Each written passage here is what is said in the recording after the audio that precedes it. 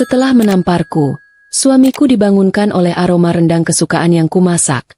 Tetapi hidangan itu adalah jebakan yang membuatnya berteriak histeris saat melihat siapa yang duduk di sofa ruang tamunya.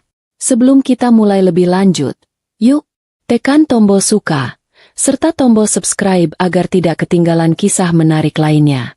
Dan jangan lupa absen asal kota Bapak Ibu di kolom komentar. Semoga rezeki kita semua dilancarkan, kesehatan kita diberkahi, dan keluarga kita selalu harmonis dalam lindungannya. Amin. Aku selalu tahu hujan deras di Surabaya terasa lebih sendu. Apalagi saat airnya turun menemani kepastian yang baru saja merayap naik ke permukaan hatiku. Sudah pukul 1 dini hari, dan aku masih duduk di sofa kulit mahal di ruang tengah, menanti Bima pulang dari pertemuan bisnis, yang ku tahu hanyalah kedok tipis. Suara dentuman guntur dari luar rumah mewah ini terdengar jauh lebih nyata daripada janji-janji setia yang pernah diucapkan suamiku di bawah atap yang sama. Sebenarnya, aku tidak perlu menunggu hingga larut untuk tahu apa yang sedang ia lakukan. Aroma parfum wanita yang selalu menempel di kemejanya sudah menjadi isyarat mingguan, jauh lebih mudah tercium daripada bau hujan. Aku menyalakan televisi plasma 70 inci itu tanpa suara, hanya untuk memastikan ada kilauan cahaya yang menari di ruangan sepi ini, agar aku tidak tenggelam sepenuhnya dalam keheningan yang menyesakan. Sudah berbulan-bulan aku hidup dalam sandiwara yang melelahkan ini. Aku berpura-pura percaya pada alibi Bima, berpura-pura tidak melihat bekas lipstik samar di kerah bajunya, dan berpura-pura masih peduli dengan menu makan malam yang harus kusiapkan esok hari. Jika ada penghargaan untuk aktris paling sabar di Jawa Timur, mungkin pialanya sudah kupajang di samping bingkai foto pernikahan kami yang seolah mengejek dengan senyum palsunya. Malam ini, rasanya berbeda. Sebuah rasa muak yang tak tertahankan merayap dari perutku hingga ke tenggorokan. Jauh lebih buruk daripada makronis yang kuderita sejak Bima mulai sering pulang larut. Tekadku telah mencapai titik didih. Aku bukan lagi wanita bodoh yang bisa dibujuk rayu dengan tas tangan bermerek atau tiket liburan singkat ke Bali. Aku adalah Risa, putri dari Pak Harjono, seorang wanita yang dididik untuk berdiri tegak, bukan menjadi keset yang hanya berfungsi untuk menyerap kotoran hidup orang lain. Aku butuh kepastian, bukan lagi spekulasi. Aku butuh bukti yang tidak terbantahkan untuk mengakhiri penderitaan ini dengan elegan. Tiba-tiba, ponselku bergetar sekali, menampilkan pesan masuk dari nomor asing yang membuat detak jantungku langsung berpacu. Pesan itu sangat singkat, hanya berupa sebuah tautan ke penyimpanan daring, tanpa kata pengantar atau sapaan basa-basi.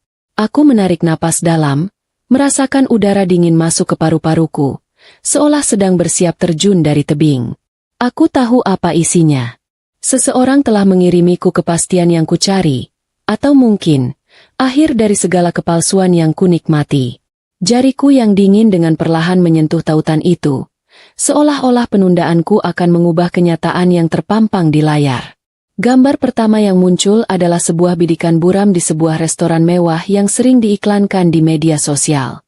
Di sana, Bima duduk di seberang meja, bukan denganku, tetapi dengan wanita lain yang kukenali dari foto-foto yang pernah secara tidak sengaja kulihat di ponsel Bima, Maya. Maya, si wanita muda dengan rambut pirang yang selalu mengenakan pakaian minim, yang ku dengar dari bisik-bisik sosialita adalah salah satu staf pemasaran Bima.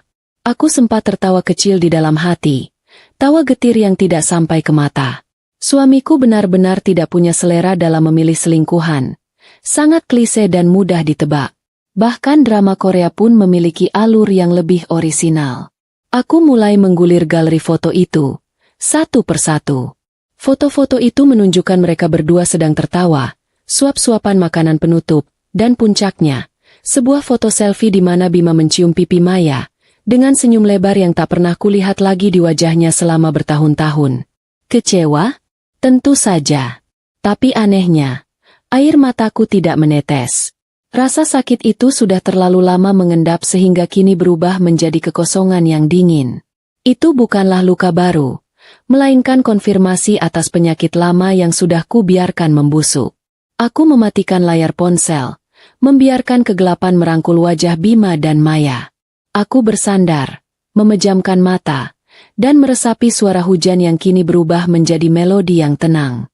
Tekadku semakin menguat, mengeras seperti semen yang mengering. Aku akan mengakhiri ini, tetapi tidak dengan berteriak dan meratap seperti yang Bima harapkan. Aku akan mengakhirinya dengan ketenangan yang mematikan, ketenangan seorang pemain catur yang baru saja melihat semua langkah lawannya dan sudah merencanakan skakmat pamungkas. Aku tidak akan membiarkan emosiku merusak kehormatanku atau aset-asetku. Aku akan menjadi Risa yang cerdas, yang membiarkan Bima menghancurkan dirinya sendiri dengan kebodohannya.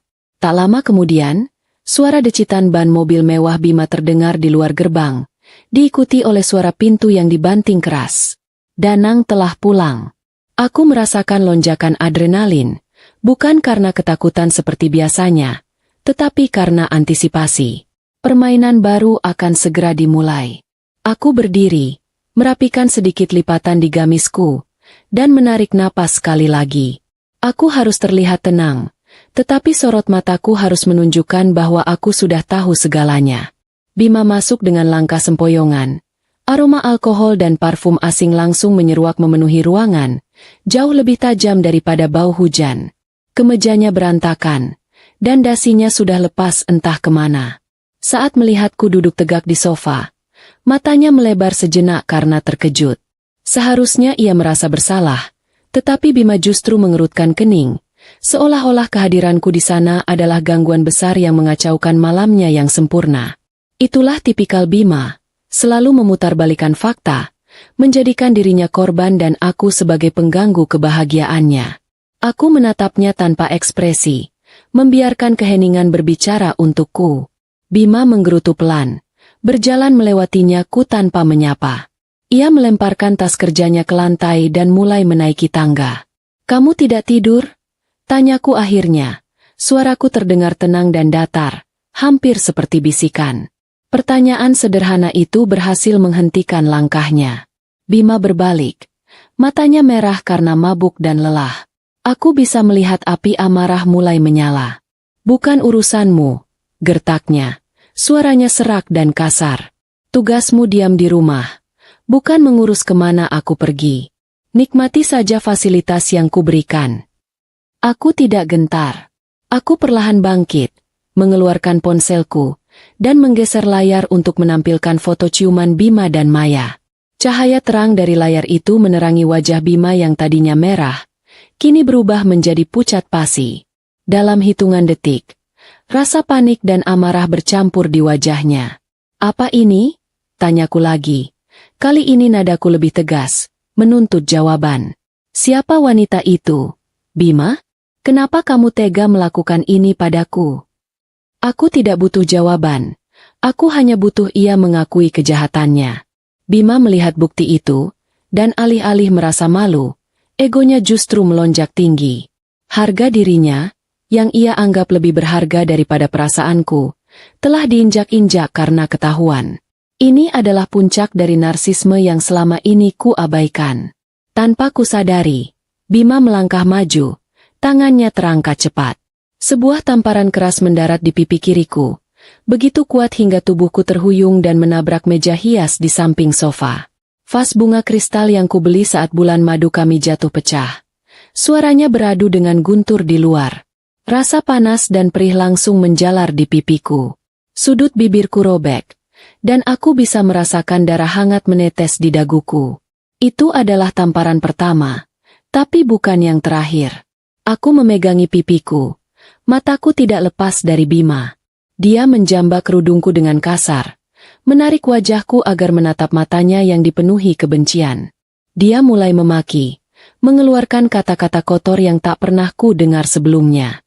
Dia menyalahkanku, berteriak bahwa ia mencari wanita lain karena aku membosankan, terlalu kaku, dan tidak bisa memenuhi standarnya sebagai suami.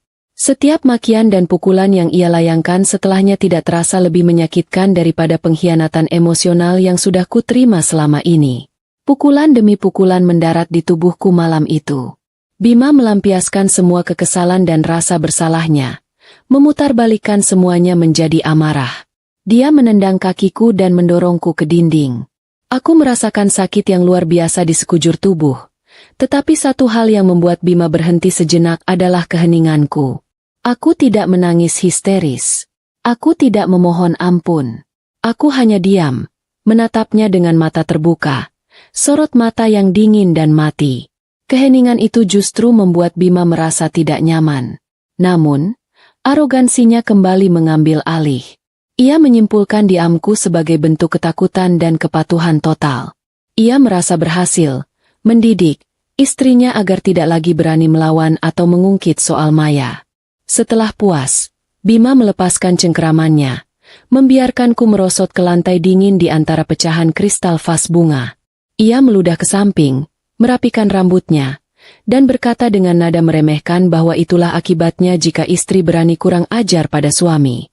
Besok pagi bereskan kekacauan ini, dan jangan berani-berani mengeluh pada siapapun, katanya, memberi perintah terakhir. Lalu, ia melangkah naik ke kamar tidur utama, meninggalkanku sendirian di lantai ruang tamu. Aku mendengar suara pintu kamar di lantai atas terbanting menutup, dan keheningan kembali meraja, hanya ditemani suara hujan yang semakin deras. Aku menggerakkan tubuhku yang remuk redam dengan susah payah. Tulang rusukku nyeri setiap kali bernapas, dan kepalaku terasa pening sekali. Aku menyeka darah di sudut bibirku dengan ujung lengan baju. Aku tidak membereskan pecahan vas bunga itu. Aku membiarkannya berserakan sebagai saksi bisu. Saat itulah aku mengeluarkan ponsel yang layarnya retak, namun masih berfungsi. Aku meraba sakuku dan mengeluarkan perangkat kecil yang kupasang seminggu lalu. Kamera pengawas berbentuk hiasan jam meja. Instingku benar. Kamera itu telah merekam segalanya. Wajah beringas Bima, setiap pukulan, dan setiap makian. Aku tidak menyalakan lampu. Dalam gelap, di bawah cahaya kilat yang sesekali menerangi wajahku yang lebam, aku mengirimkan video itu. Pesan singkat dan file video itu kukirimkan ke satu-satunya orang yang kupercaya. Pak Sanjaya, pengacara andalan ayahku. Pak Sanjaya adalah kunciku untuk melarikan diri dari neraka ini. Setelah memastikan pesan terkirim, aku melihat lebam di wajahku, merasakan sakit yang nyata, tetapi di saat yang sama, hatiku terasa anehnya lega. Aku tidak naik ke kamar utama. Tentu saja. Aku berjalan tertatih-tatih, menahan rasa sakit, menuju pintu depan rumah. Aku membuka pintu itu dan melangkah keluar. Ambruk perlahan di teras dingin yang basah kuyup karena hujan. Aku ingin Bima melihat hasil perbuatannya. Aku ingin Bima tahu bahwa ia telah mengusirku, bahkan dari tempat tinggalku sendiri. Aku membiarkan tubuhku yang babak belur bersentuhan dengan lantai marmer yang dingin, merasakan dinginnya ubin yang terasa menusuk ke tulang. Aku berbaring di teras, meringkuk, tetapi mataku terbuka lebar menatap langit-langit teras yang gelap. Aku memikirkan ayahku, Pak Harjono, dan bundaku, Bunda Sari. Selama ini, aku menutupi aib rumah tanggaku karena tidak ingin membuat mereka khawatir. Ayahku adalah seorang yang terpandang di Surabaya, seorang pengusaha yang disegani. Aku tidak ingin nama keluargaku tercoreng karena perlakuan menantu durhaka. Tapi malam ini, batas kesabaran dan harga diriku telah hancur. Aku menyadari bahwa kesabaranku telah kutukar dengan penderitaan. Aku membayangkan Bima di dalam sana, tidur pulas karena mabuk, merasa telah menang. Bodoh. Aku tertawa pelan, tawa yang bergetar karena sakit. Bima tidak tahu bahwa dia tidak sedang tidur di kamar, tetapi sedang tidur di ranjang penjara yang menantinya. Aku tidak tidur sepanjang malam di teras itu. Aku hanya berbaring, mendengarkan suara hujan yang mulai mereda dan merencanakan setiap detail langkahku. Aku adalah korban. Ya, tetapi aku tidak akan menjadi korban yang lemah. Aku akan menjadi korban yang cerdik. Saat jam menunjukkan pukul 4 pagi, dan fajar mulai menyingsing, aku memaksa tubuhku yang sakit untuk bangun. Setiap gerakan terasa seperti jarum yang menusuk kulitku, tetapi pikiranku jernih luar biasa. Aku tidak membereskan kekacauan di ruang tamu, dan aku tidak berdiam diri di teras lagi. Dengan langkah tertatih, aku masuk ke rumah, mengabaikan pecahan kristal dan darahku sendiri yang mengering di lantai. Aku berjalan ke dapur, bukan untuk menyiapkan sarapan untuk suamiku, tetapi untuk menyiapkan panggung sandiwara terakhir yang akan mengantarnya ke kehancuran. Aku mulai memotong daging, meracik bumbu rendang, dan memasak dengan tenang, seolah tidak terjadi apa-apa semalam.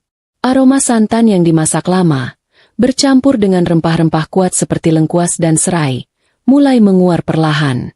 Aku tahu aroma ini akan menyambut Bima saat ia bangun, dan ia pasti akan merasa sangat senang. Rendang ini adalah umpan, sebuah jaminan palsu yang akan menidurkan kecurigaan Bima sebelum ia melihat siapa sebenarnya yang menunggunya di bawah. Dalam kepalaku, aku menghitung mundur waktu kehancuran suamiku. Aku memasak rendang ini, yang dulu kumasak dengan cinta, kini kumasak dengan kepastian. Aku akan menukarkan masakan kesukaannya ini dengan harga kebebasanku. Panggung sudah siap. Babak pertama telah selesai. Babak kedua akan dimulai saat Bima bangun, dan ia akan menyesal telah membiarkanku tidur sendirian di teras depan. Dinginnya lantai teras yang kujadikan tempat tidur semalam telah merasuk hingga ke tulang, tetapi rasa sakit yang menusuk di sekujur tubuhku terasa jauh lebih tajam daripada suhu malam di Surabaya. Aku memaksa diriku bangkit saat azan subuh berkumandang, merasakan setiap otot di tubuhku memprotes. Namun pikiranku adalah mesin yang berjalan tanpa jeda. Aku tahu, jika aku tidak bergerak sekarang, aku akan kehilangan waktu emas untuk menyiapkan panggung sandiwara terakhir ini. Panggung yang akan membungkus masa depan Bima dengan jeruji besi. Langkahku menuju dapur terasa seperti berjalan di atas pecahan kaca. Aku harus menahan ringisan setiap kali kakiku yang lebam menyentuh lantai. Tetapi setiap rasa nyeri itu kujadikan bahan bakar. Aku hanya punya waktu beberapa jam sebelum Bima bangun, dan aku harus bekerja dengan tenang, tanpa ada tanda-tanda kepanikan sedikit pun. Aku tidak peduli dengan sisa darah dan kotoran di wajahku. Karena semua itu sebentar lagi akan menjadi bukti tak terbantahkan. Prioritasku hanyalah satu, membiarkan rendang ini menjadi utusan pertama yang menyambut Bima di pagi hari. Aku mengeluarkan daging sapi pilihan dari lemari pendingin dan mulai meracik bumbu.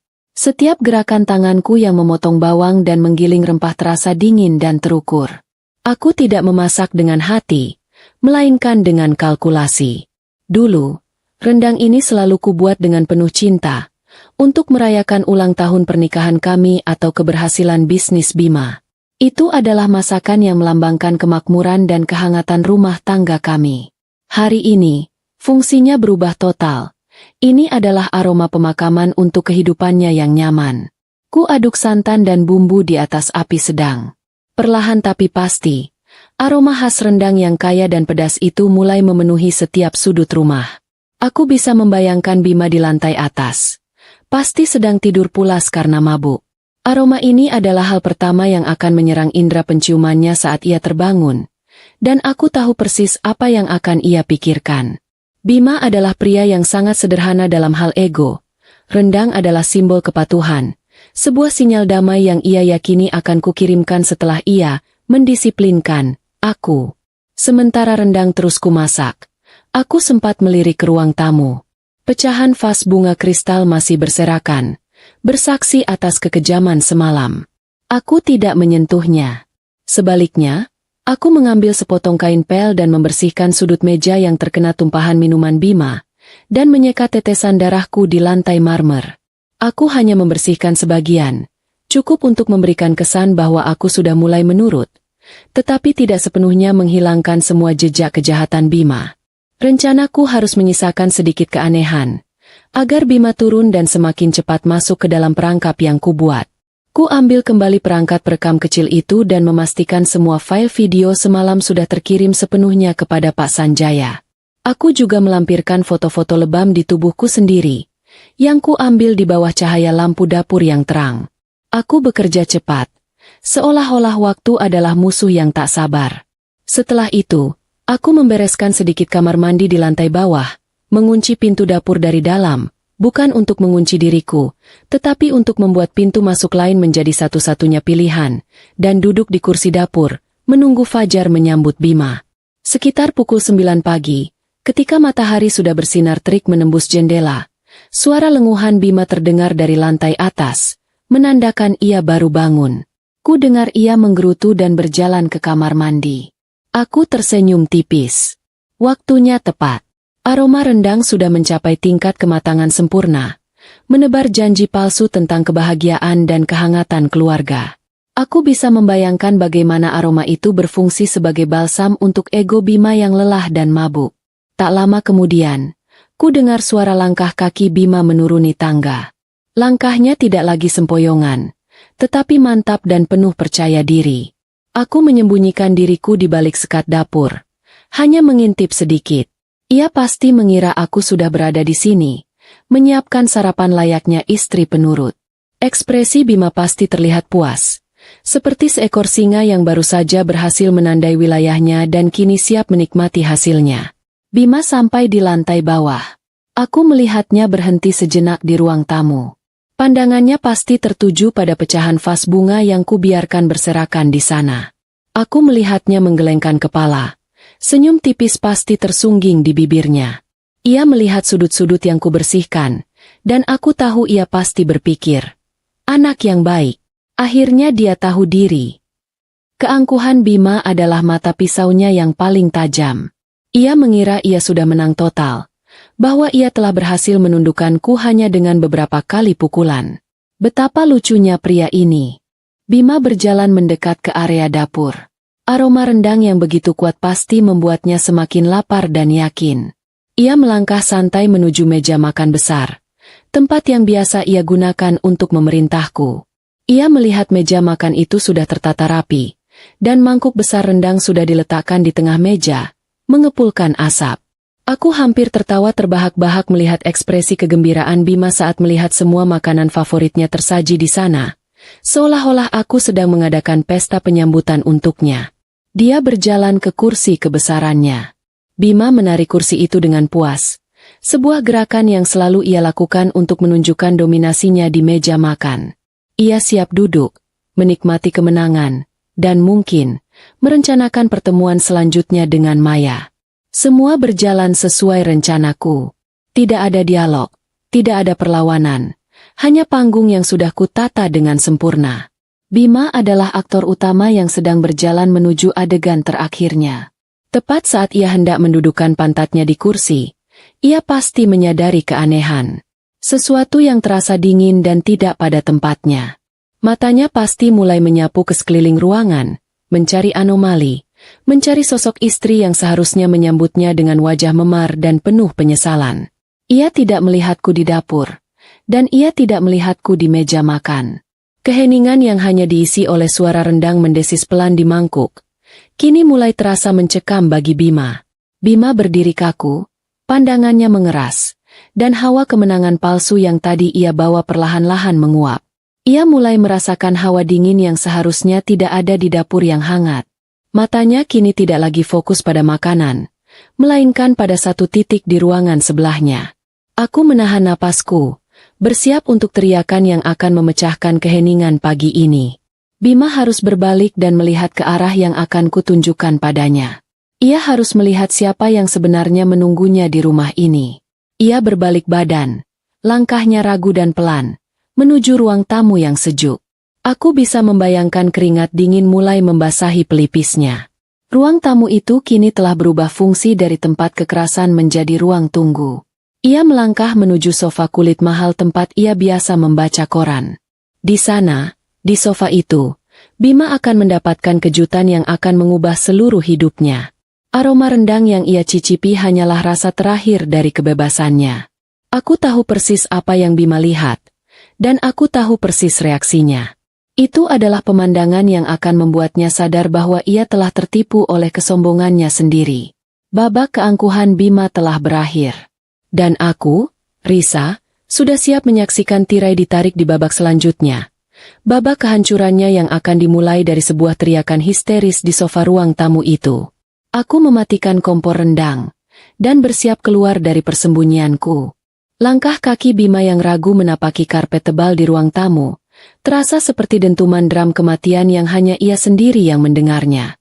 Ia melangkah perlahan menuju sofa kulit berwarna krem yang sama, tempat ia menamparku hanya beberapa jam yang lalu. Rasa lapar yang tadinya mendominasi perutnya kini telah digantikan oleh firasat dingin yang menusuk. Bima pasti merasa ada sesuatu yang janggal. Rumah itu terlalu sunyi, keheningan di sana terasa padat dan tidak bersahabat, jauh berbeda dengan suasana tenang yang selalu ia harapkan. Tepat di hadapannya, di sofa utama yang panjang, duduklah sosok-sosok yang seharusnya tidak berada di rumah kami sepagi ini. Matanya melebar sempurna. Pupilnya mengecil karena terkejut. Sosok pertama yang ia lihat adalah ayahku, Pak Harjono, duduk tegak dengan punggung lurus dan tangan terlipat di depan dada. Wajah ayahku yang biasanya ramah dan penuh senyum kini keras seperti batu, memancarkan aura kemarahan yang tertahan dan kewibawaan yang menakutkan.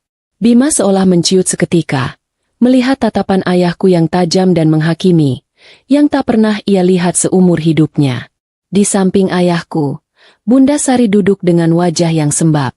Matanya bengkak dan merah karena tangisan semalaman. Bundaku memalingkan wajahnya, tidak sudi menatap Bima barang sedetik pun, seolah melihat menantunya itu adalah pemandangan yang najis dan menyakitkan hati. Sikap bundaku yang biasanya hangat dan penuh pelukan, kini menjelma menjadi tembok es yang mutlak. Penghinaan dari bundaku jauh lebih menyakitkan daripada 1000 makian. Di ujung sofa, berdiri kakakku, Devan. Devan, yang bertubuh tegap dan dikenal tenang, kini berdiri dengan rahang mengeras dan mata menyala. Tatapannya adalah janji akan pembalasan fisik yang hanya bisa ditahan oleh etika dan hukum. Aura ancaman yang dipancarkan Devan terasa begitu nyata, membuat lutut Bima lemas tak bertenaga. Bima pasti berpikir, jika bukan karena kehadiran ayahku, Devan pasti sudah melompat dan menghajarnya saat itu juga. Dan sosok keempat yang membuat Bima benar-benar kehilangan kata-kata adalah Pak Sanjaya, pengacara keluarga kami yang terkenal tak terkalahkan di kota Surabaya. Pak Sanjaya duduk tenang di kursi tunggal, memegang map kulit tebal, dan menatap Bima dengan senyum tipis yang meremehkan. Senyum Pak Sanjaya bukanlah senyum ramah, melainkan senyum seorang algojo yang baru saja menemukan mangsa utamanya. Bima pasti mengerti arti kehadiran Pak Sanjaya. Ini bukan lagi masalah rumah tangga biasa, ini sudah ranah hukum. Mulut Bima terbuka, tetapi tak ada suara yang keluar. Ia mencoba memanggil nama ayahku, mencoba menyangkal dan bertanya mengapa mereka ada di sini, tetapi suaranya tercekat di tenggorokan. Bima bergerak mundur selangkah, dan saat itulah ia menjerit histeris.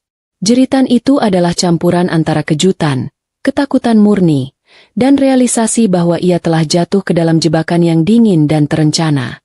Itu adalah teriakan seorang pria yang baru menyadari ia bukan lagi raja di istananya sendiri, melainkan narapidana yang tertangkap basah. Saat Bima berteriak, aku melangkah keluar dari balik sekat dapur. Aku berjalan perlahan, tubuhku masih sakit dan lebam, tetapi aku memancarkan ketenangan yang tak terbatas. Aku berdiri di antara meja makan dan ruang tamu, membiarkan Bima melihatku. Ia menatapku, matanya liar, mencari-cari kebohongan atau penjelasan yang ia yakini dapat kuberikan.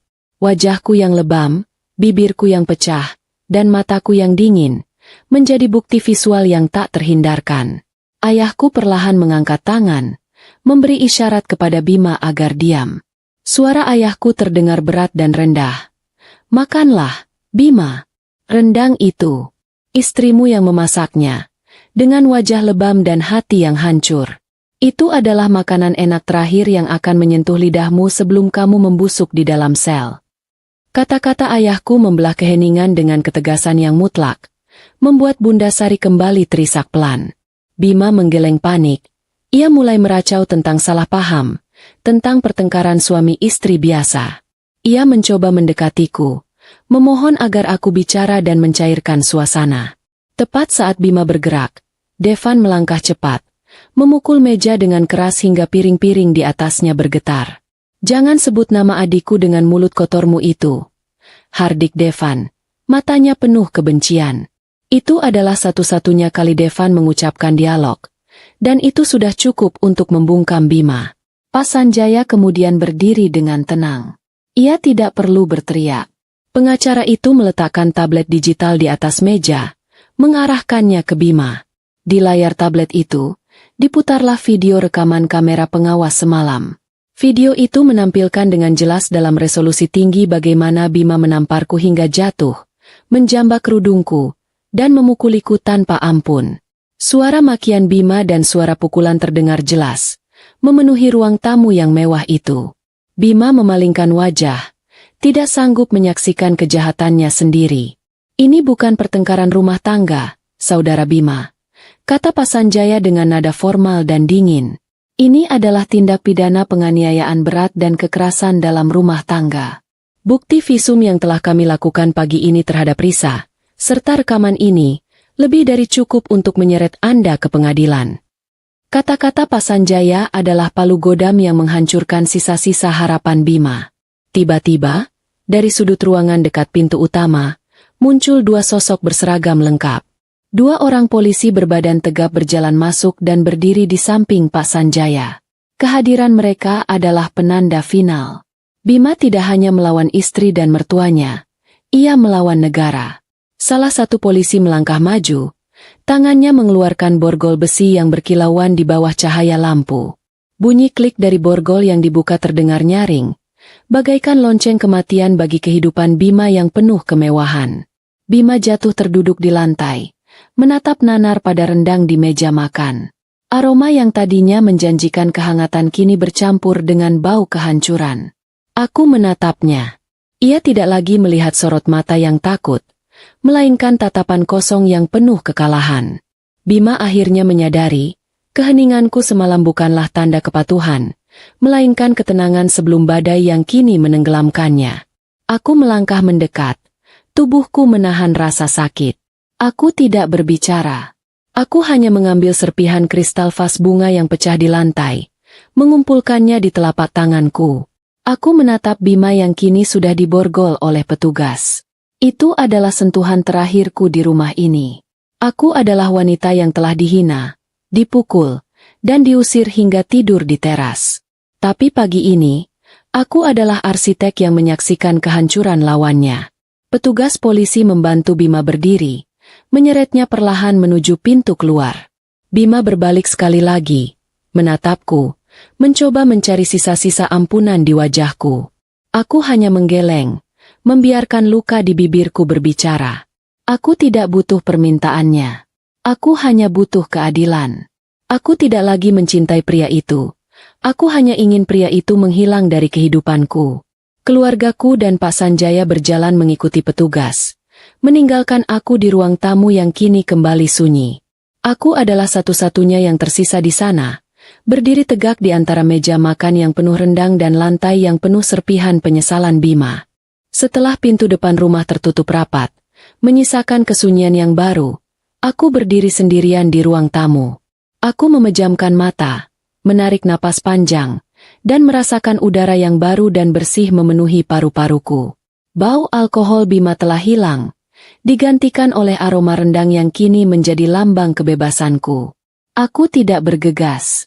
Aku berdiri di sana selama beberapa menit, membiarkan setiap sendi tubuhku menikmati momen kemerdekaan yang telah kubeli dengan harga yang mahal. Aku memungut sisa-sisa pecahan vas kristal dari lantai, memasukkannya ke dalam kantong plastik. Aku membersihkan sendiri tumpahan darahku yang mengering, seolah sedang membersihkan sisa-sisa kenangan buruk. Pekerjaan ini kulakukan dengan hati-hati, tidak terburu-buru, seperti seorang seniman yang baru saja menyelesaikan karyanya dan kini sedang merapikan studio. Aku tidak merasa jijik atau takut lagi. Aku hanya merasa lega. Tugas pertamaku sebagai wanita merdeka adalah membereskan kekacauan terakhir yang ditinggalkan suamiku. Selesai membersihkan, aku menghubungi Pak Sanjaya. Suara Pak Sanjaya di ujung telepon terdengar tenang dan formal, memberitahuku bahwa Bima telah dibawa ke kantor polisi, dan proses interogasi awal akan segera dimulai. Aku meminta Pak Sanjaya untuk memastikan Bima tidak mendapatkan perlakuan istimewa, dan yang paling penting, aku meminta ia segera menjalankan Rencana B. Rencana B adalah bagian paling mematikan dari jebakan yang kususun. Pemandangan di kantor polisi terasa jauh dari kemewahan rumah kami, sebuah kontras yang brutal bagi Bima yang sombong. Ia didudukan di ruang interogasi yang sempit, dingin, dan berbau apek. Bima pasti duduk dengan tangan terborgol ke meja besi, merasa malu dan marah. Ia pasti membentak petugas, menuntut haknya sebagai direktur sukses, dan meminta perlakuan yang lebih sopan. Ia masih tidak sadar bahwa status sosialnya telah runtuh total. Selama hampir 2 jam, ia ditinggalkan sendirian. Keheningan itu disengaja, dirancang untuk mematahkan mentalnya. Bima, yang selalu dikelilingi oleh pujian dan keramaian kantor, kini dipaksa menghadapi dirinya sendiri. Aku bisa membayangkan ia mengetuk-ngetuk meja, kakinya bergoyang tak sabar, dan keringat dingin mulai membasahi kemeja mahalnya yang kini kusut. Ia masih yakin bahwa uang dan koneksi ayahku hanya menggertak, dan semua ini akan selesai dengan uang jaminan. Pintu besi ruangan itu berdeci terbuka, dan masuklah Pak Sanjaya, ditemani seorang penyidik senior. Pak Sanjaya tidak duduk.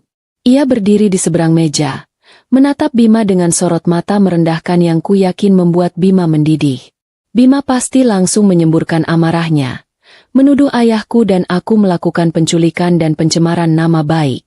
Ia bersikeras bahwa apa yang terjadi semalam hanyalah pertengkaran suami istri biasa yang tidak seharusnya dicampuri oleh pihak luar, apalagi kepolisian. Pak Sanjaya tidak menanggapi amarah itu.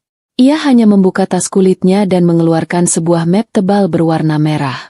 Dengan gerakan yang lambat dan disengaja, ia menyebar foto-foto hasil visumku di atas meja, tepat di depan wajah Bima. Foto-foto itu mengerikan. Wajahku yang lebam ungu kebiruan, bibirku yang sobek, serta memar-memar di lengan dan punggung yang membuktikan kekerasan yang dilakukan bertubi-tubi. Bima pasti memalingkan wajah, tidak sanggup melihat hasil karyanya sendiri. Namun, Pak Sanjaya memaksanya melihat. Pengacara itu menjelaskan dengan suara datar, bahwa visum ini bukan hanya membuktikan kekerasan fisik semalam, tetapi juga membongkar rahasia kelam yang selama ini Bima simpan rapat-rapat. Bima pasti mengerutkan kening, tidak mengerti alur cerita yang tiba-tiba berbelok tajam ini. Apalagi yang aku sembunyikan? Penyidik yang menemani Pak Sanjaya kemudian meletakkan selembar kertas hasil laboratorium di atas foto-foto itu. Itu adalah kartu asku, kartu yang kusimpan selama berbulan-bulan. Pak Sanjaya menjelaskan, setelah aku diamankan subuh tadi, dokter melakukan pemeriksaan menyeluruh karena aku sering mengeluh pusing dan lemas selama beberapa bulan terakhir. Hasil laboratorium itu mengejutkan semua orang, kecuali aku. Saudara Bima, ujar Pak Sanjaya dengan suara yang kini menjadi sangat tajam. Ditemukan residu zat penenang dosis rendah jenis benzodiazepine di dalam darah Ibu Risa. Zat yang sama yang ditemukan di dalam botol vitamin yang biasa Anda berikan kepada istri Anda setiap malam. Wajah Bima yang tadinya merah karena amarah kini berubah menjadi pucat pasi, seputih kertas. Rahasianya telah terbongkar. Selama 6 bulan terakhir, Bima memang diam-diam mencampurkan obat penenang ke dalam minuman atau vitaminku, agar aku cepat tidur dan tidak banyak bertanya saat ia pulang larut malam atau pergi menemui Maya. Ia pikir tindakannya itu cerdik, cara halus untuk membungkam istri tanpa kekerasan fisik. Bima mengira aku adalah wanita bodoh yang hanya menelan apa yang ia berikan. Pak Sanjaya mencondongkan tubuhnya ke depan, menatap tajam ke manik mata Bima. Tindakan ini di mata hukum, Saudara Bima, bukanlah lagi sekadar kasus KDRT. Ini adalah percobaan pembunuhan berencana dan peracunan secara sistematis terhadap pasangan. Kami juga telah menemukan jejak transfer dana perusahaan ayah Ibu Risa yang Anda kelola ke rekening Maya. Ini adalah motif. Anda ingin Risa tenang dan tidur agar Anda bebas melakukan penggelapan dan perselingkuhan.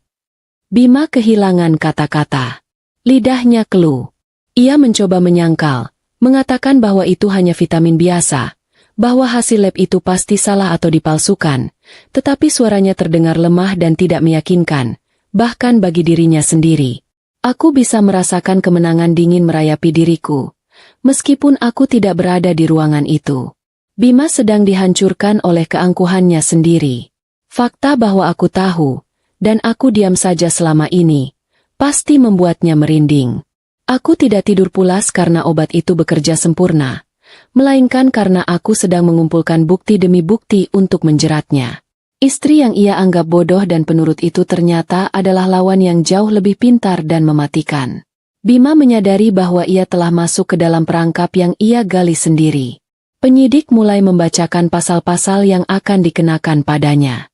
Ancaman hukumannya bukan lagi hitungan bulan, melainkan belasan tahun penjara. Bayangan tentang karir yang hancur, nama baik yang tercoreng, dan hidup di balik jeruji besi mulai menari-nari di pelupuk mata Bima. Arogansinya runtuh, digantikan oleh teror yang nyata. Ia memohon untuk berbicara denganku, memelas agar Pak Sanjaya menyampaikan permintaan maafnya. Namun, Pak Sanjaya hanya membereskan berkas-berkasnya kembali ke dalam tas. Sebelum keluar, Pak Sanjaya menyampaikan pesan terakhirku. Ia berkata, "Aku sudah tidak ingin mendengar satu kata pun dari mulut Bima. Satu-satunya komunikasi yang akan terjadi di antara kami mulai sekarang hanyalah melalui palu hakim di pengadilan." Pintu besi itu kembali tertutup, meninggalkan Bima sendirian di ruangan dingin itu, dengan bayang-bayang kehancurannya. Rencana B telah berhasil dieksekusi, memastikan bahwa Bima tidak hanya akan dipenjara karena kekerasan, tetapi juga karena kejahatan yang jauh lebih serius dan mematikan. Aku tersenyum tipis. Sekarang, Bima telah menjadi milik hukum. Aku, Risa, sudah bebas.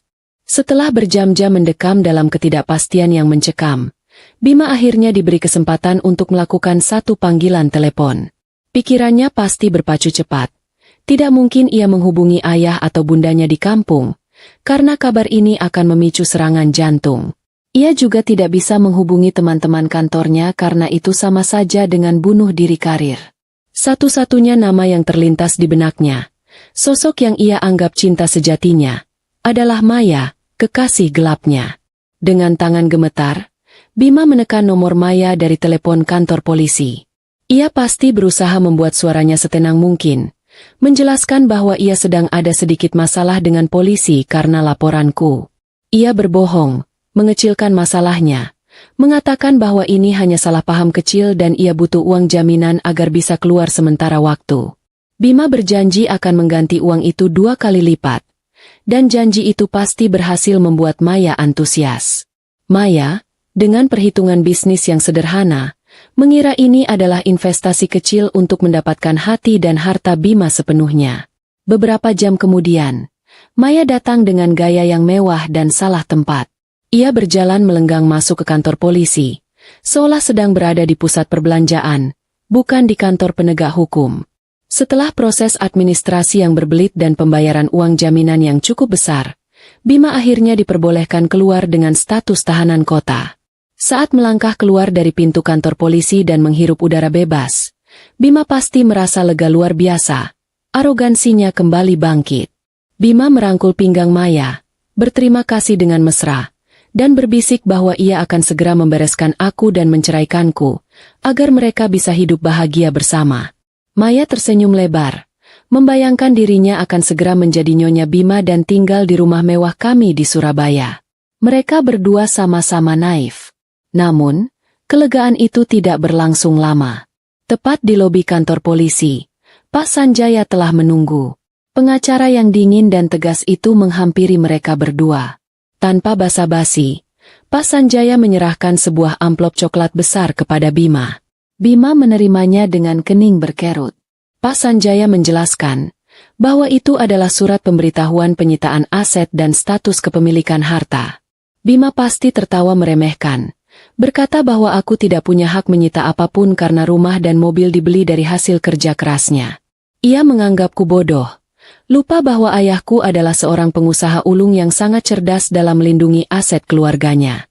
Pak Sanjaya dengan tenang mematahkan argumen itu. Anda lupa membaca perjanjian pranikah, Saudara Bima, kata Pak Sanjaya, suaranya sedingin es. Rumah mewah yang Anda tempati di Citraland adalah aset warisan ayah Risa, yang dibalik-namakan atas nama Risa sebelum pernikahan, sehingga tidak masuk dalam harta Gonogini. Bima terdiam, matanya membelalak membaca dokumen legal itu. Ia pasti baru sadar bahwa selama ini ia hanyalah penumpang di dalam kehidupan mewah yang kufasilitasi. Mobil mewah yang ia pakai sehari-hari pun ternyata dibeli menggunakan dana dari rekening perusahaan ayahku, yang secara hukum tercatat sebagai fasilitas kantor yang bisa ditarik kapan saja. Gaji Bima yang besar selama ini habis ia gunakan untuk gaya hidup, judi online, dan memanjakan Maya, sehingga ia nyaris tidak memiliki aset pribadi yang berharga. Pak Sanjaya kemudian memberitahu satu hal lagi yang membuat lutut Bima lemas. Kartu kredit dan akses rekening Bima sudah dibekukan oleh bank, karena adanya laporan dugaan penggelapan dana perusahaan yang dilaporkan ayahku pagi ini. Audit internal perusahaan ayahku ternyata sudah berjalan diam-diam sejak bulan lalu. Jadi saat ini, Bima benar-benar tidak memiliki uang sepeser pun selain dompet di sakunya. Maya, yang mendengar percakapan itu, mulai melepaskan rangkulan tangannya dari pinggang Bima. Wajahnya mulai menunjukkan keraguan. Bima yang panik melihat perubahan sikap Maya berusaha meyakinkan wanita itu bahwa Pak Sanjaya hanya menggertak. Ia bersikeras mengajak Maya pulang ke rumah mewah untuk membuktikan bahwa ia masih berkuasa. Mereka akhirnya naik taksi online karena mobil Bima sudah disita polisi sebagai barang bukti. Sepanjang perjalanan, Bima terus membual tentang rencana bisnisnya, sementara Maya hanya diam, sibuk memainkan ponselnya, mungkin mulai menghitung untung rugi hubungannya dengan pria di sebelahnya. Sesampainya di depan gerbang perumahan elit, taksi mereka dihentikan oleh satpam. Bima turun dengan marah, membentak satpam yang sudah dikenalnya bertahun-tahun itu untuk membuka palang pintu. Namun, satpam itu menatapnya dengan dingin dan berkata bahwa dia mendapat perintah langsung dari pemilik rumah, Ibu Risa, untuk melarang Bima masuk. Kunci gerbang sudah diganti dengan sistem digital baru. Bima mengamuk. Ia mengguncang-guncang pagar besi tinggi itu seperti orang gila, berteriak memanggil namaku. Tetangga mulai keluar rumah, menonton tontonan gratis itu dengan tatapan mencemooh. Aku bisa merasakan rasa malu yang menusuk Bima, direktur muda yang sukses, kini diperlakukan tak lebih dari seorang pengganggu di depan rumahnya sendiri. Puncak kehancuran mental Bima terjadi ketika satpam itu menunjuk ke arah tumpukan hitam di samping pos jaga. Di sana, di dalam sebuah tong besi besar, terdapat sisa-sisa pembakaran yang masih mengepulkan asap tipis. Bima berlari mendekat dan melihat potongan kain jas mahal, sepatu kulit yang sudah meleleh, dan koleksi jam tangannya yang hancur terbakar api. Semua barang-barang pribadi Bima, simbol status dan kebanggaannya, telah dibakar menjadi abu oleh suruhanku. Tidak ada yang tersisa. Ia tidak punya baju ganti, tidak punya rumah untuk pulang, dan tidak punya aset untuk dibanggakan. Aku telah menghapus semua jejak keberadaannya dari rumah itu. Aku telah membersihkan rumah kami, bukan hanya dari darahku, tetapi juga dari sampah keangkuhannya. Bima berbalik menatap Maya, berharap mendapatkan simpati. Namun, Maya menatap tumpukan abu itu dengan ngeri, lalu menatap Bima dengan pandangan yang benar-benar baru. Pandangan seorang wanita yang menyadari bahwa pria di hadapannya bukan lagi tambang emas, melainkan beban hidup yang menjijikan. Maya mundur perlahan, menggelengkan kepalanya saat Bima mencoba meraih tangannya. Di depan gerbang rumah yang dulu ia banggakan sebagai istananya, Bima berdiri terlunta-lunta. Maya, tanpa ragu, meninggalkannya begitu saja, naik taksi online yang baru datang. Ia meninggalkan Bima sendirian, tanpa rumah, tanpa uang, dan kini tanpa kekasih yang ia banggakan. Bima harus menelan kenyataan pahit itu. Ia telah mengorbankan berlian seperti aku demi kerikil tajam seperti Maya, yang kini justru menendangnya saat ia paling rapuh. Malam itu, Bima menghabiskan waktunya di sebuah musala kecil di pom bensin tak jauh dari apartemen Maya. Rasa lapar yang melilit perutnya jauh lebih menyiksa daripada rasa dingin di lantai keramik. Ia hanya memiliki sedikit uang tunai, sisa kembalian belanja rokok. Ia membeli roti dan air mineral, memakannya dengan lahap sambil meratapi nasib. Ia harus menerima bahwa kehancuran materialnya telah tuntas. Aku telah memastikan ia memulai pertempuran hukumnya sebagai gelandangan yang benar-benar tidak memiliki apa-apa. Sinar matahari pagi yang menyengat rasa membakar kulit Bima yang lengket dan belum tersentuh air bersih. Setelah menghabiskan malam di musala pom bensin, Bima mencoba merapikan penampilannya sebisanya di toilet umum. Kemejanya kusut parah dan bernoda kotor, tetapi ia berusaha menegakkan bahunya, memasang topeng wibawa yang biasa ia kenakan sebagai direktur pemasaran sukses. Karirnya adalah satu-satunya benteng pertahanan yang tersisa. Dengan sisa uang terakhirnya, Bima naik ojek online menuju gedung pencakar langit di pusat bisnis kota, tempat ia bekerja selama 10 tahun terakhir. Ia melangkah masuk lobi gedung yang megah dengan lantai marmer mengkilap, berharap satpam akan menyapanya dengan hormat. Namun, yang terjadi justru sebaliknya. Dua satpam di pintu depan saling berbisik saat melihat Bima mendekat. Tatapan mereka aneh, campuran antara rasa jijik dan kasihan. Bima mencoba melewati gerbang akses lift, menempelkan kartu identitas karyawannya ke mesin pemindai. Lampu indikator di mesin itu berkedip merah, diikuti suara bip panjang yang menandakan akses ditolak. Bima mengerutkan kening, mencoba menempelkan kartunya lagi dan lagi. Hasilnya sama. Antrean karyawan di belakangnya mulai mengular, dan suara bisik-bisik mulai terdengar riuh. Bima melihat puluhan pasang mata menatapnya, bukan tatapan kagum seperti dulu, melainkan tatapan mencemooh. Kabar itu sudah menyebar lebih cepat daripada api. Seorang manajer HRD yang dulu adalah bawahan Bima keluar dari lift dan menghampirinya. Wajah manajer itu datar dan formal, tidak ada senyum persahabatan. Tanpa menjabat tangan Bima, manajer itu memintanya ikut ke ruangan khusus di lantai dasar. Bima mencoba protes, bertanya mengapa aksesnya diblokir, tetapi manajer itu hanya menjawab singkat bahwa itu adalah prosedur standar bagi karyawan yang sedang dalam proses terminasi. Kata terminasi menghantam dada Bima seperti palu godam. Di dalam ruangan kecil itu, Bima sudah ditunggu oleh direktur utama perusahaan. Pria tua yang biasanya kebapakan itu kini menatap Bima dengan sorot mata penuh amarah yang ditahan. Di atas meja tergeletak sebuah tablet yang menampilkan video viral kejadian KDRT terhadapku. Video itu ternyata sudah tersebar luas di media sosial sejak semalam, diunggah oleh akun anonim, dan menjadi trending topik nasional. Direktur utama tidak berbasa-basi. Ia langsung menyodorkan surat pemecatan di hadapan Bima. Bima mencoba membela diri, memohon, mengatakan bahwa itu adalah urusan pribadi yang tidak ada hubungannya dengan kinerjanya di kantor. Ia mengingatkan direktur tentang target penjualan yang berhasil ia lampaui. Namun, direktur memukul meja dengan keras, menghentikan ocehan Bima. Direktur itu berkata bahwa integritas adalah segalanya dalam bisnis ini. Seorang pria yang tega memukul istrinya sendiri sampai babak belur tidak layak memimpin tim dan tidak layak membawa nama perusahaan. Selain itu, direktur mengungkapkan sebuah fakta yang membuat Bima membeku. Ternyata, investor terbesar yang baru saja menyuntikkan dana segar ke perusahaan adalah konsorsium bisnis yang dipimpin oleh Pak Harjono, ayahku. Pagi ini, perwakilan ayahku menelepon langsung, mengancam akan menarik seluruh investasi jika Bima masih tercatat sebagai karyawan di sana barang satu detik pun. Direktur utama tidak punya pilihan lain selain membuang Bima demi menyelamatkan ratusan karyawan lainnya. Bima terperangah. Ia baru menyadari betapa luas dan kuatnya jaring kekuasaan keluarga istri yang selama ini ia remehkan. Ia tidak hanya melawan aku, tetapi melawan raksasa yang bisa meremukannya dengan satu jentikan jari. Bima dipecat secara tidak hormat, yang artinya ia tidak akan mendapatkan uang pesangon sepeser pun. Dua petugas keamanan berbadan besar masuk ke ruangan, mengawal Bima keluar dari gedung secepatnya. Ia digiring keluar seperti tahanan, melewati lobi yang kini semakin ramai. Ia sampai di luar gedung, dan petugas keamanan menyerahkan sebuah kardus bekas yang berisi barang-barang pribadinya. Karir yang dibangun Bima dengan darah dan keringat selama 10 tahun musnah dalam sekejap mata.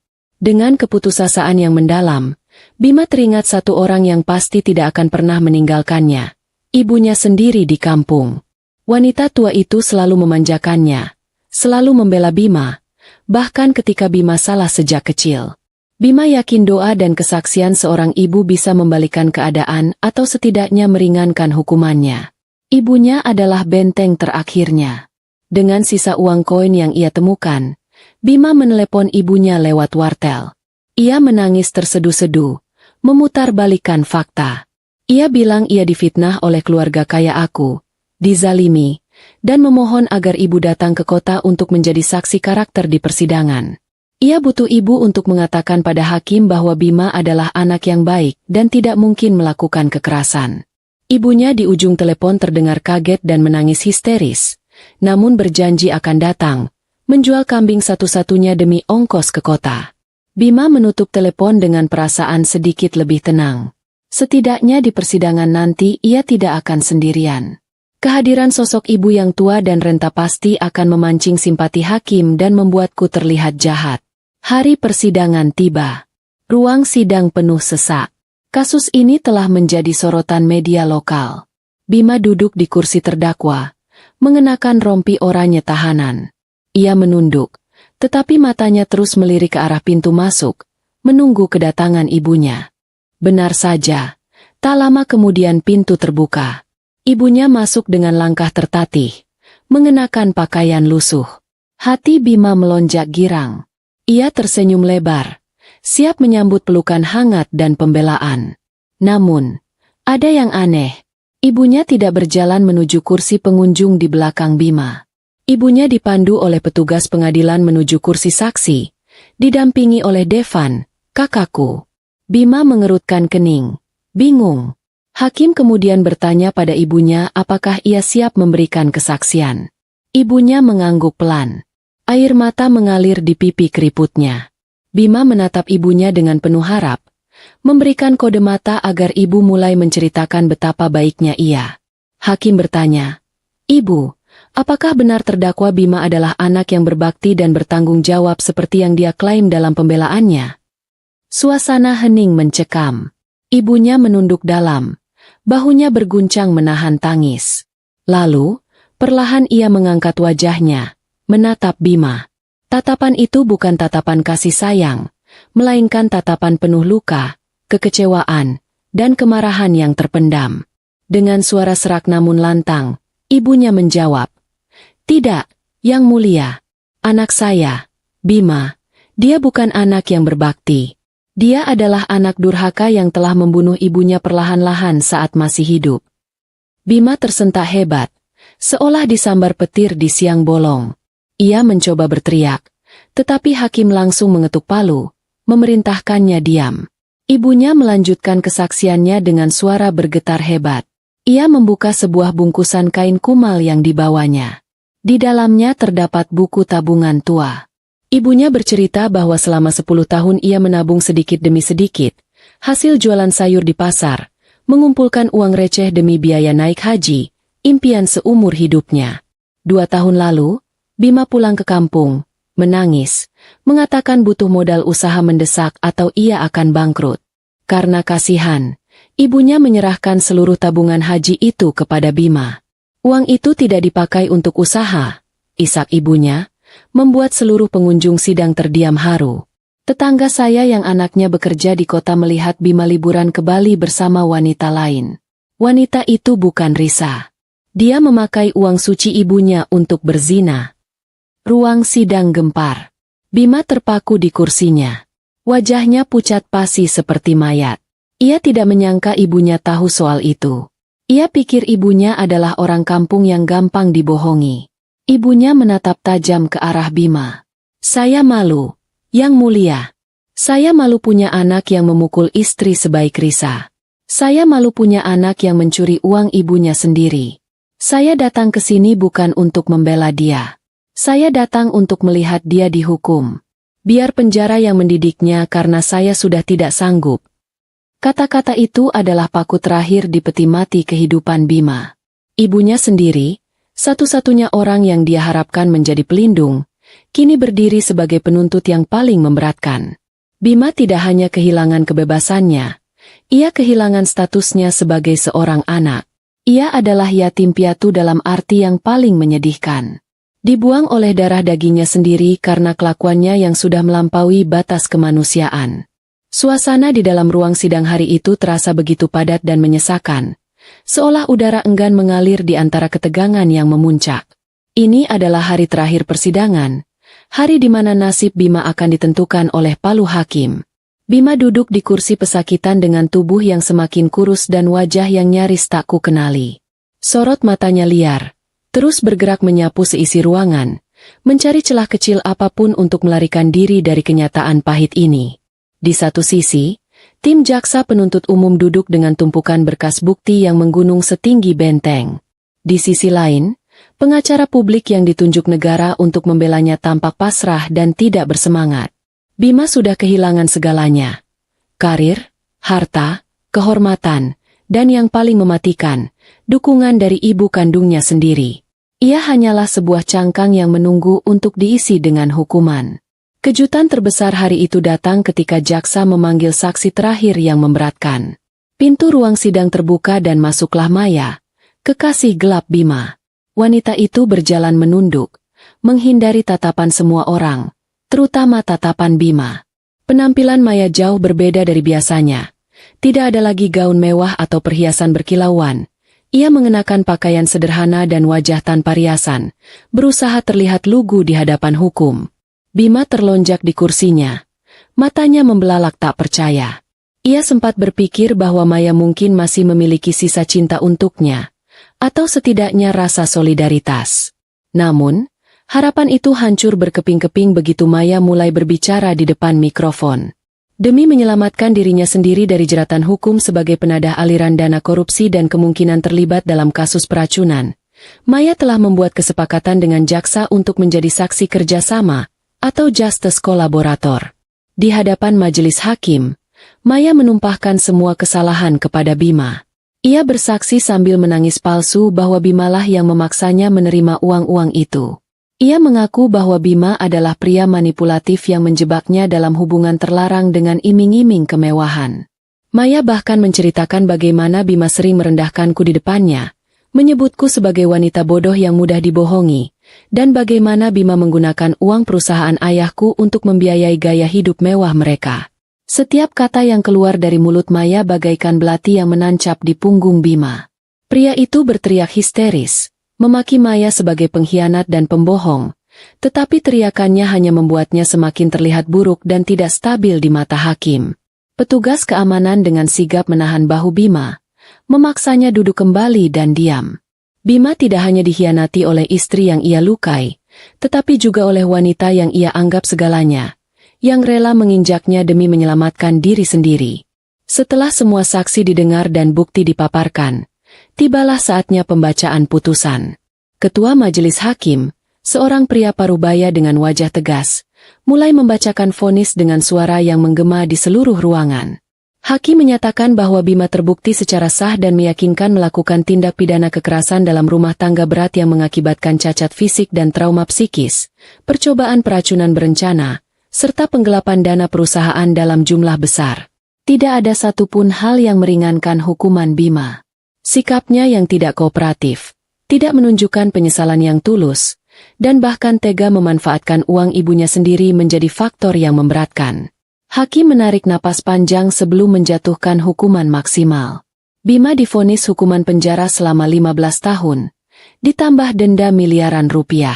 Palu diketuk 3 kali dengan suara dentuman keras yang terdengar seperti lonceng kematian bagi masa depan Bima. Ruang sidang seketika riuh. Bima lemas. Tubuhnya merosot dari kursi seolah tulang-tulangnya telah dicabut.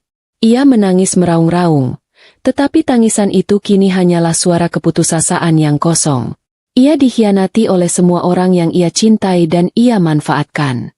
Saat petugas kejaksaan mulai menyeret Bima untuk dibawa kembali ke sel tahanan, pandangannya terkunci pada satu titik. Di barisan depan, aku berdiri perlahan. Aku tidak bertepuk tangan. Tidak juga tersenyum sinis. Wajahku tenang, damai, dan penuh kelegaan. Aku memeluk ayahku dan bundaku, lalu menyalami jaksa dan Pak Sanjaya dengan sopan. Aku terlihat begitu bercahaya, begitu jauh dari jangkauan Bima, seolah kami adalah makhluk dari 2 dimensi yang berbeda. Bima mencoba berteriak memanggil namaku, berharap aku akan menoleh barang sedetik saja, berharap melihat sisa-sisa perasaan di mataku. Namun, aku sama sekali tidak menoleh. Aku berbalik badan, berjalan keluar ruangan, dikelilingi oleh orang-orang yang mencintaiku, meninggalkan Bima yang terus meronta-ronta, diseret petugas menuju kegelapan lorong penjara. Hari itu, Bima akhirnya menyadari bahwa hukuman terberat bukanlah penjara fisik, melainkan kenyataan bahwa ia telah benar-benar dihapus dari kehidupan orang-orang yang dulu tulus mencintainya. Ia kini hanyalah masa lalu yang buruk, sebuah noda yang telah berhasil ku bersihkan. Ia berjalan masuk ke sel, merasakan dinginnya lantai beton dan bau apek yang menusuk. Ia yang dulu terbiasa dengan spray sutra dan ruangan ber-AC, kini harus berbagi ruang sempit dengan narapidana lain. Malam pertamanya di balik jeruji adalah neraka yang nyata. Bima berbaring di tempat tidur yang keras, matanya menatap langit-langit yang gelap, dan pikirannya dipenuhi penyesalan yang pahit. Ia ingat aroma rendang di pagi hari itu. Aroma yang ia yakini sebagai tanda kemenangan, ternyata adalah aroma perpisahan yang dingin dan mematikan. Ia telah membuang kehangatan rumah tangga demi ego dan hawa nafsu, dan kini ia harus membayar harga yang setimpal dengan 15 tahun kehidupannya yang hilang. Penjara adalah sekolahnya yang baru, tempat ia harus belajar bahwa kesombongan selalu membawa kehancuran.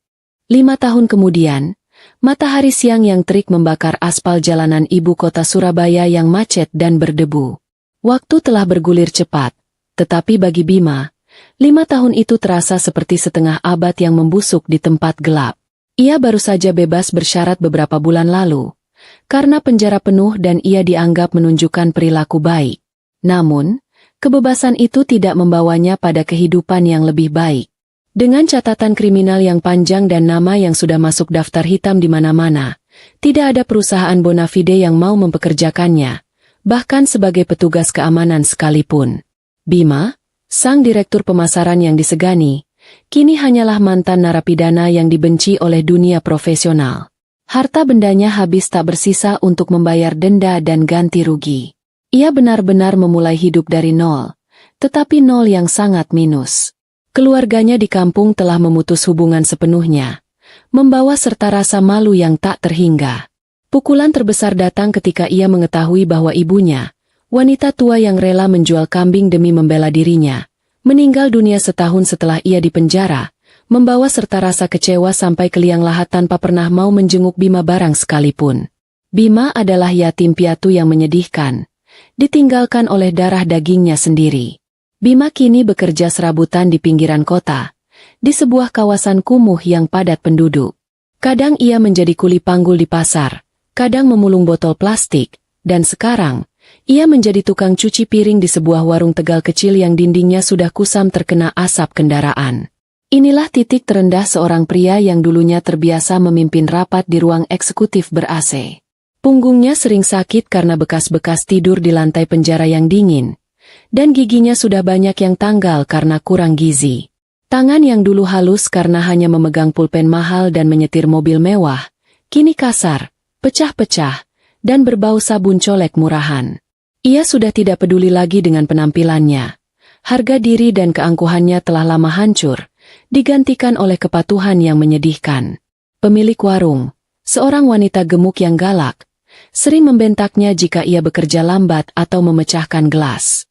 Bima yang dulu sombong dan arogan kini hanya bisa menunduk patuh. Mentalnya sudah luluh lantak diinjak-injak oleh kerasnya roda kehidupan yang berputar ke bawah. Tidak ada yang mengenalinya di tempat ini, dan jika ada, mereka hanya mengenalnya sebagai si pencuci piring lambat. Siang itu, warung sedang sepi. Bima istirahat sejenak, duduk berjongkok di bagian belakang warung dekat selokan yang berbau menyengat, sambil mengelap keringat di dahinya dengan lengan baju yang kotor. Matanya tertuju pada televisi tabung tua yang tergantung di sudut warung. Ia mengawasi siaran berita, hanya sebagai pelarian dari realitasnya yang pahit. Bima melihat liputan khusus sedang menayangkan penganugerahan penghargaan wanita inspiratif tahun ini. Layar televisi menampilkan sebuah ballroom hotel mewah yang dipenuhi cahaya lampu kristal. Lingkungan yang sangat ia kenali. Lingkungan yang dulu menjadi habitatnya. Pemandangan itu terasa asing, seolah ia sedang menonton film tentang planet lain. Tiba-tiba, kamera menyorot sosok wanita yang naik ke atas panggung untuk menerima piala. Jantung Bima seakan berhenti berdetak. Gelas plastik di tangannya terjatuh ke lantai. Wanita di layar televisi itu adalah Risa. Ia tampak jauh lebih muda dan cantik daripada 5 tahun lalu. Hijabnya tertata modis. Senyumnya mengembang penuh percaya diri. Tidak ada lagi sorot mata takut atau lebam yang mengganggu kecantikannya. Risa memancarkan aura kemandirian dan kesuksesan yang luar biasa. Ia adalah berlian yang telah dilempar oleh Bima, dan kini ia bersinar lebih terang dari sebelumnya. Narator berita menjelaskan bahwa Risa kini adalah pemilik perusahaan catering dan restoran Nusantara yang memiliki cabang di berbagai kota besar, sekaligus pendiri yayasan yang membantu para korban kekerasan dalam rumah tangga untuk bangkit dan mandiri. Aku, Risa, telah menggunakan pengalamanku yang pahit sebagai landasan untuk kesuksesanku. Di samping Risa, berdiri seorang pria gagah yang menatapnya dengan penuh kebanggaan dan cinta. Pria itu adalah suami baru Risa, seorang dokter spesialis yang dikenal dermawan. Di barisan penonton, Terlihat ayahku, Pak Harjono, dan bundaku, Bunda Sari, bertepuk tangan sambil menggendong seorang balita lucu, anak Risa dari pernikahan keduanya. Mereka semua tertawa bahagia. Sebuah potret keluarga sempurna yang utuh dan hangat, yang dulunya seharusnya menjadi milik Bima. Bima terpaku menatap layar buram itu. Ia melihat kehidupan yang seharusnya bisa menjadi miliknya jika saja ia tidak serakah, jika saja ia tidak berkhianat, jika saja ia bersyukur. Rasa sesal yang amat sangat menghantam dadanya dengan brutal, membuatnya sesak napas. Ia ingat betapa dulu aku melayaninya dengan setia, betapa aku selalu menatapnya dengan cinta yang sama seperti tatapan suami baruku sekarang. Bima telah membuang berlian demi mengejar sampah, dan kini ia harus hidup di tempat sampah itu sendiri. Air mata menetes dari sudut matanya yang keriput, membasahi pipinya yang kotor. Bima menunduk, tidak sanggup lagi melihat penderitaan yang ia ciptakan sendiri. Inilah karma yang paling sempurna, dihukum dengan menyaksikan kebahagiaan orang yang ia hancurkan, dari tempat yang paling hina. Ia meratapi nasibnya, menyadari bahwa ia bukan hanya kehilangan harta dan karir, tetapi juga kesempatan untuk memiliki keluarga yang bahagia. Ia adalah satu-satunya yang bertanggung jawab atas kesengsaraannya saat ini. Teriakan pemilik warung yang galak membuyarkan lamunan Bima, mengembalikannya dengan kasar ke dalam realitas yang bau dan keras. Ia kembali disuruh bekerja setelah sebentar melihat tayangan televisi yang menampilkan aku, Risa, bersinar di atas panggung kehormatan. Wanita gemuk itu meletakkan piring seng di meja dekat Bima berjongkok, tempat ia biasa mencuci piring. Nih makan siang. Cepetan habisin, terus lanjut cuci piring. Tuh pelanggan udah mulai datang. Perintahnya tanpa ampun. Bima menatap isi piring itu dengan hati yang menciut. Nasi putih dingin sisa kemarin dengan kuah rendang yang sudah agak berminyak dan sepotong kecil daging rendang yang alot dan hangus. Itu adalah sisa bagian dasar panci. Biasanya dibuang atau diberikan kepada kucing liar. Tetapi hari ini menjadi jatah makan siangnya. Perut Bima yang lapar berbunyi perih. Tetapi seleranya telah mati total. Ia mengambil piring itu dengan tangan gemetar, dan saat itu terjadi, aroma rendang yang apek dan bercampur bau sabun colek murahan seketika melempar ingatan Bima kembali ke pagi hari 5 tahun lalu. Itu adalah aroma yang sama, namun dengan kualitas dan makna yang sangat berbeda. Aroma rendang yang dingin dan sisa itu seketika memicu memori yang brutal. Bima ingat pagi itu dengan detail yang menyakitkan. Pagi di mana ia bangun dan disambut oleh aroma rendang buatan Risa yang sempurna. Daging sapi pilihan yang empuk, bumbu rempah yang meresap, dimasak dengan waktu yang tepat, dan disajikan di meja makan mewah dengan penuh ketenangan. Pagi di mana ia dengan sombongnya merasa menang, mengira rendang itu adalah persembahan dari istri yang telah ia tundukkan. Rendang yang kubuat kala itu adalah sebuah karya seni, melambangkan kemewahan dan kesetiaan yang ia injak-injak. Ia ingat bagaimana ia menolak makanan surga itu demi egonya. Ia ingin merayakan kemenangannya dengan berteriak, bukan dengan menyantap makanan yang dimasak oleh tangan yang baru saja ia pukuli. Sekarang, di sini, di pinggir selokan yang bau, ia harus memakan rendang sisa yang rasanya pahit, hanya demi menyambung hidup. Bima menyuapkan nasi dan kuah rendang dingin itu ke mulutnya. Rasanya hambar dan menyedihkan. Tetapi setiap kunyahan terasa seperti pisau yang mengiris hatinya. Ia makan sambil menangis terseduh-seduh. Air matanya jatuh menetes ke dalam piring, bercampur dengan kuah santan yang sudah basi. Ia makan dengan lahap karena lapar, tetapi juga dengan rasa sakit yang tak terlukiskan, menyadari inilah sarapan terakhir yang sesungguhnya. Ia telah menukar rendang sempurna yang dimasak dengan cinta, dengan rendang sisa yang ia nikmati di pinggiran warung kumuh. Itu adalah perbandingan yang paling adil dan kejam dari karma. Kekayaan dan status Bima dulu membuatnya berpikir bahwa ia pantas mendapatkan yang terbaik tanpa perlu menghargai sumbernya. Ia melihat Risa hanya sebagai aset, bukan sebagai pasangan. Bima ingat bagaimana aku berjalan tertatih-tatih di dapur. Wajahku lebam, tetapi tanganku bekerja dengan tenang. Ia berpikir aku takut, padahal aku sedang mengukur jarak, menghitung waktu, dan memastikan aroma rendang itu cukup kuat untuk menariknya ke meja eksekusi. Aku tidak memasak itu sebagai simbol perdamaian, melainkan sebagai penanda berakhirnya drama. Aku adalah ratu yang membuat makanan terakhir untuk raja yang akan digulingkan. Rasa penyesalan yang mendalam kini menggantikan sisa-sisa arogansi di tubuh Bima. Ia tidak menyesali hukuman penjara. Ia menyesali keputusannya memukulku, keputusannya meracuniku, dan keputusannya mencuri. Ia menyesali kerugian atas dirinya sendiri. Ia menyesali fakta bahwa ia telah menghancurkan satu-satunya hal nyata yang ia miliki. Kehangatan dan ketenangan yang kuberikan. Ia menyadari bahwa suami baru Risa, yang ia lihat di televisi, mendapatkan yang terbaik dariku. Pria itu mendapatkan senyumku yang bebas, tanganku yang memasak dengan sukacita, dan hatiku yang utuh tanpa rasa takut. Sementara ia, Bima, hanya berhak atas sisa-sisa makanan yang dingin dan sisa-sisa kehidupan yang membusuk. Ia menelan rendang yang alot itu. Dan rasa pahitnya terasa seperti asam lambung dari dosa-dosanya sendiri. Rasa laparnya adalah hukuman fisik, dan ingatan akan rendang yang sempurna adalah hukuman psikologis. Ia telah menjual jiwanya, dan kini ia hidup di dalam harga jualnya yang sangat rendah. Bima harus mengakui bahwa semua yang terjadi adalah mutlak salahnya. Ia pantas mendapatkannya. Di layar televisi, tayangan penghargaan itu telah selesai. Digantikan oleh iklan deterjen. Kehidupan orang-orang di luar sana terus bergerak, sementara Bima terperangkap dalam lingkaran waktu yang sama, mencuci piring kotor di sudut gelap, hanya ditemani aroma penyesalan yang membusuk. Ia tidak bisa melarikan diri dari masa lalunya, karena masa lalunya, dalam bentuk rendang sisa yang ia makan, terus memberinya makan, menjaga ia tetap hidup dalam penderitaan. Hujan turun rintik-rintik, membasahi jendela dapur rumahku yang kini hangat dan terang benderang. Aroma yang sangat familiar kembali menguar memenuhi ruangan. Aroma santan yang mendidih bercampur dengan rempah-rempah kuat seperti lengkuas dan serai.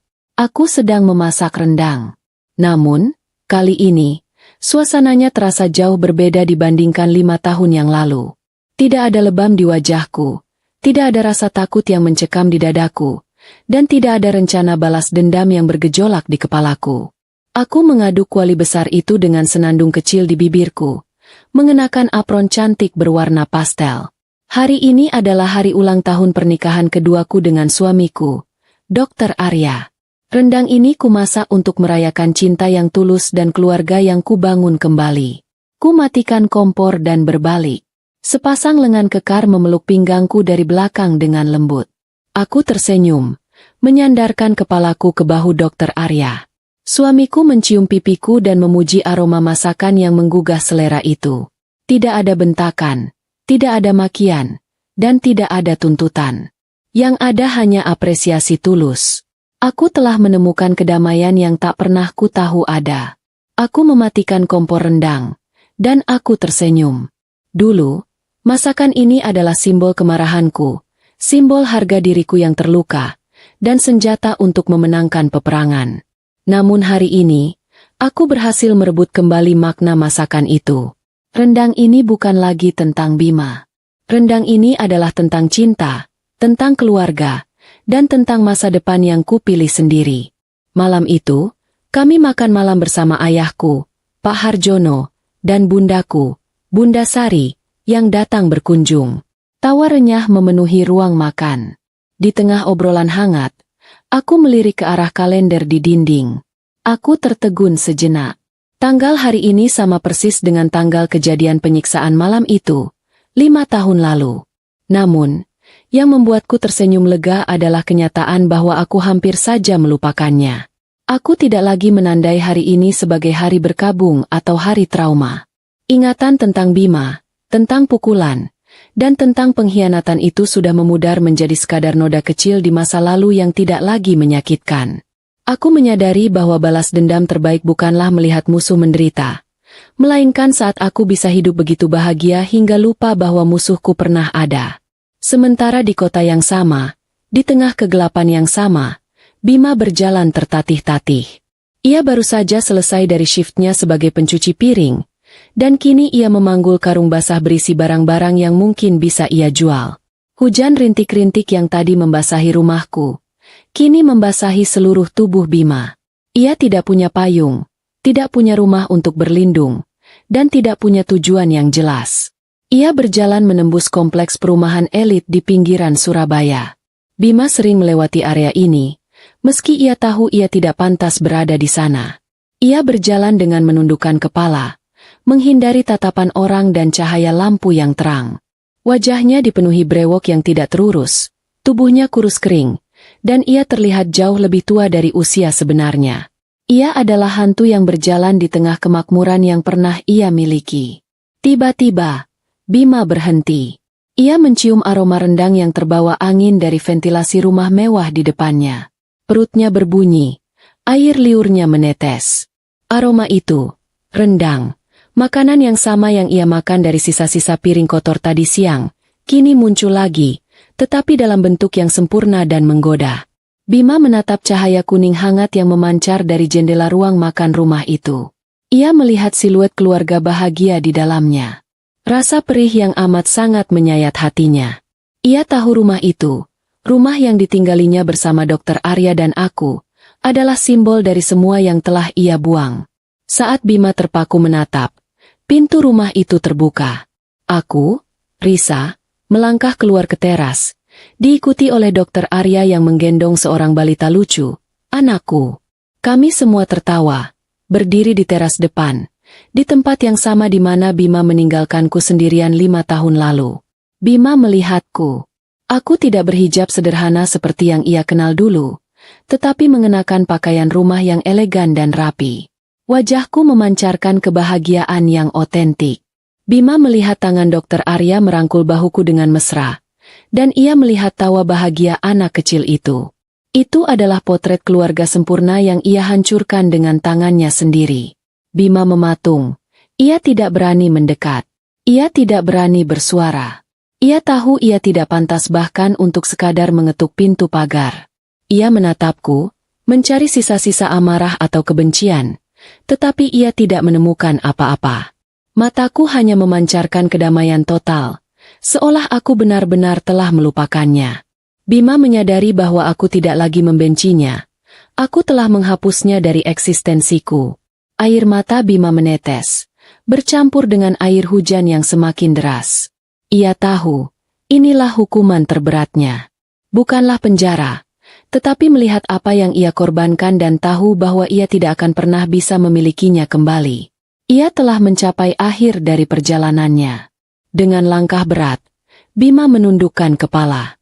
Ia berbalik badan, dan kembali berjalan menjauh, ke dalam kegelapan malam, membawa serta karung basahnya dan penyesalannya yang abadi. Sementara di dalam rumah, aku memeluk suamiku dan anakku, tertawa lepas. Aku benar-benar merdeka dan utuh kembali. Dan rendang itu, yang semula adalah senjata, kini adalah hidangan perayaan atas kemenangan keadilan dan kebahagiaan yang baru. Karma telah menuntaskan tugasnya dengan sempurna.